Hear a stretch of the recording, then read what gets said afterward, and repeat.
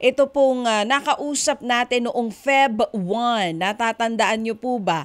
Si Marie Chris Fermin ng GMA Cavite. Sabi naman sa inyo mga kapatid ang ating pong unang pakikipag-ugnayan dito sa mga nakakausap natin sa What's on Your Mind, hindi pa yun ang huli. O, diba? Feb natin siya nakausap. Ang unang natanggap niya po ay 10,600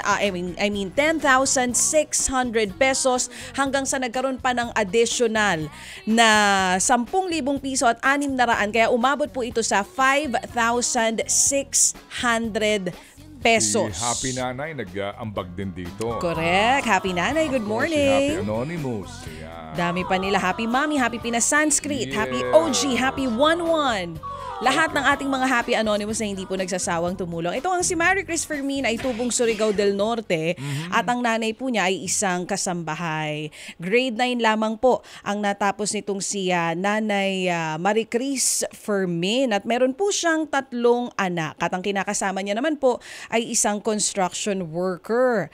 Matatandaan po natin na nung una po natin silang nakausap, ang sabi niya, isa nga daw sa kanilang mga ipinagkakabuhayan ay ang paggawa nitong peanut butter. At saka naglalako ng tinapa. Tinapa. Yan. Sa kalsada. Sa kalsada. Ito rin po yung pinadalhan ng helmet. Yes, naipadala na rin po natin yan. Kasi sila po yung nagmomotorsiklo nang walang helmet kasi gamit po nila yung kanilang motorsiklo sa kanilang hanap buhay. Kaya umabot po ang total na natanggap nila dahil nga natuwa ang iba sa sipag din ito si Marie Chris. Kaya Correct. po ang total na natanggap nila maliban doon sa helmet ay 15,600 pesos. Okay. Ngayon, meron siyang update.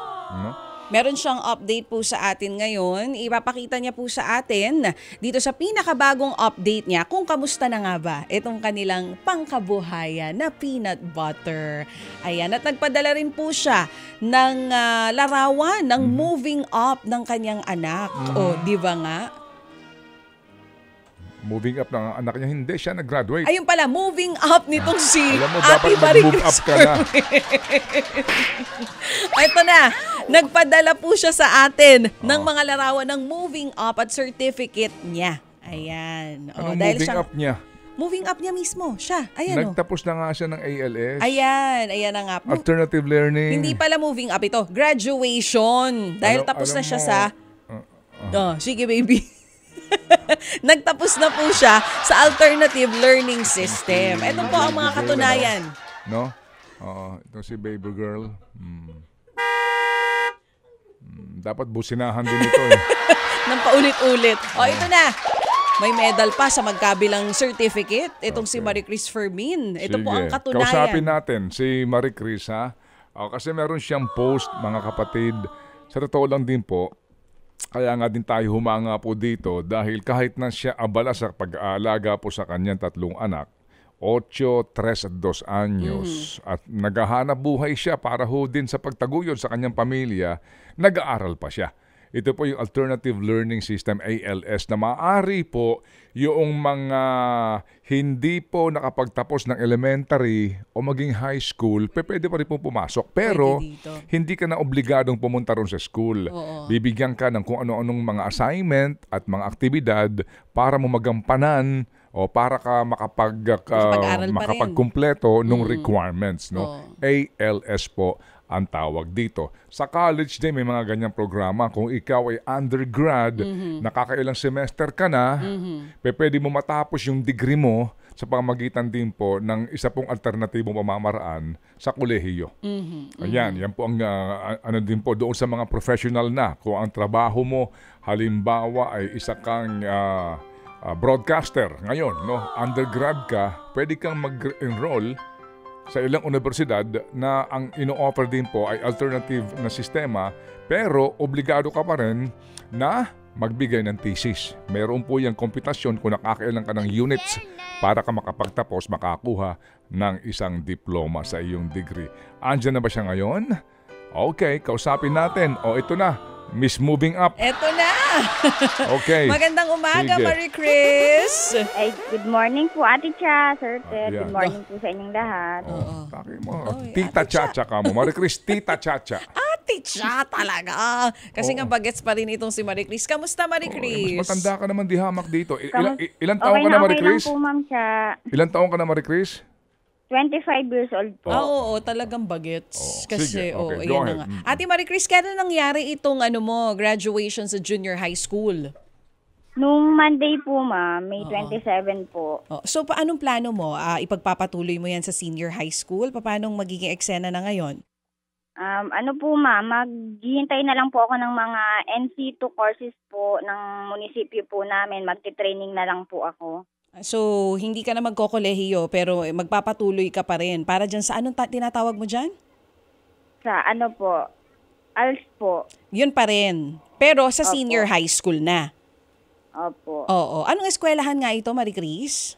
Ano po siya, ma'am, mobile, ano po yung sa amin, sa barangay lang din po mismo. Oo. Ang mahalaga, Mobile teacher po. mga mobile teachers ito na umiikot sa inyong barangay. Anong strand ang plano mong kunin sa senior high school?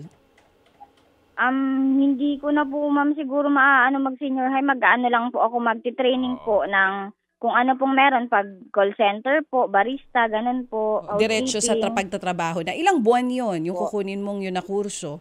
Or ito nga pagtitraining? Hindi ko pa po siya, ma'am, alam kung ilang months po kasi kakasimula lang po ng training, bali mag-aantay po ako ng second batch po. Oh, ang galing mo naman, Marie Chris, no? Kasi sa pag-aalaga ng 3 bata, kasama pa doon yung pagtitinda mo ng tinapa at peanut butter na pagsabay mo doon sa pagtatapos mo nitong Opo, junior high school. Kamusta naman ang kita ng maliit na business mo ngayon? Ano po, ma'am, malaking bagay po nagawa sa amin po kasi pag may emergency po, tulad po nung nagpaturok po yung mga anak ko, may nagamit po akong pera. Nagpaturok ng alin? Bakuna sa ano? Anti-rabies po. Bakit agad ba sila? Opo, yung mag-ama ko po, yung pangalawa ko po, tsaka yung papa po nila. Ay, nakagat ng aso. Opo. So, gumastos ka dito sa injection. Yes po, Sir Ted. Oo, naobliga ikaw. Bakit wala dyan sa ospital sa gobyerno? Walang libre. Parang rush na lang po din kasi nilalagnat po kasi yung mister ko. Ay, mabuti. Pinamadali no? niya, tama. Mabuti yun. Kapag wala ka talagang makita, mahanap sa gobyerno, obligado talaga tayo kasi pinag-uusapan dito ay buhay. Okay na naman sila. Opo, Sir Ted, natapos naman na po yung inject po nila. Ay, salamat naman. Praise God. O sige. So sa ngayon, Marie Chris, ito pa rin ang kabuhayan mo? Ito ang tulong mo sa iyong mister? Itong pagpipinat butter tsaka pagtitinapa? Opo, Sir Ted, tuloy-tuloy pa rin po yung pagtitinapa ko po. Yung peanut butter business mo, kumusta naman? Yung pagpipinat po, sir, ilang linggo na rin po akong nag-stop, sir, kasi nagamit ko po muna yung puhunan po para sa pangpaturok po nila eh. Pero ngayon po, pinag-iipunan ko na po siya ulit. Sisimula na po ako ulit. Magkano bang kailangan mong puhunan? Ay, Sir Ted, nahihiya na po ako sa inyo eh. Gusto ko po ako na po mismong gagawa po ng paraan para magkaroon po ulit ng pampuhunan po sa peanut. Sige. Pakabait naman ni Ate Marie Chris. Opo. Sobra-sobra na po yung mga naitulong niyo po sa amin. Okay. Well, Pero dahil sa kabutihan ng loob mo, may nagpadala agad. Si Happy Cusinera Ayun, sabi niya. ito, 1,000 piso para kay Marie Chris. Para nga daw sa... idagdag na lang natin, Marie Chris, kasi may nagkukusa naman May ngayon. nagkukusa, habang nagpapadala. tayo. Marie Chris, dagdag mo daw dun sa pang peanut butter mo, ha? Opo, maraming salamat po ulit sa mga Happy Anonymous po. Sa inyo po, ma'am. Sir Ted Failon. Walang maraming salamat po. Walang anuman. At salamat din sa iyo kasi yung pag-post mo nga ng informasyon ay kayo nakapagtapos, no? Opo. Kaming team dito, ikanagalak namin na makita yon, na mabasa iyon. Alam mo yon, yung appreciation mo din sa mga nag-ambag-ambagan sa iyo, para nga sa kabuhayan ninyo, malaking bagay din sa amin yon, ha? Opo, Sir Ted. Okay, sige. So abangan mo, magpapadala kami ng 1,000 pandagdag sa iyong peanut butter business at yung helmet naman, okay naman, nagagamit nyo, ha? Opo, nagagamit po araw-araw po sa pagbiyahe po.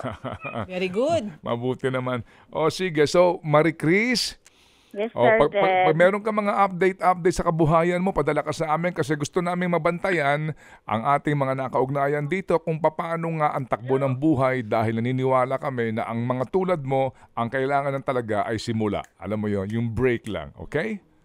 Opo, Sir Ted. Maraming salamat po talaga sa inyo. Okay, sige. Thank you, Maricris Fermin ng GMA Cavite. Salamat ng marami. Yun. Ted Filon at DJ Chacha. Ngayon, nasa Radyo 5, 92.3 News FM. Monday to Friday, 6 to 10 a.m.